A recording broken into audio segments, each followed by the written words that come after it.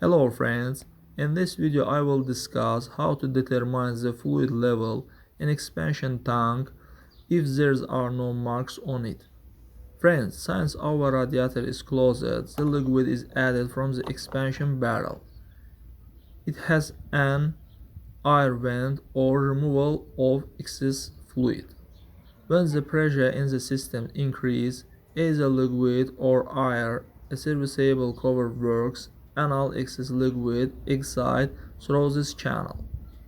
And I determine the liquid level in the barrel myself. Since there are no marks on the barrel, I add liquid exactly in the middle of the expand barrel and a little more.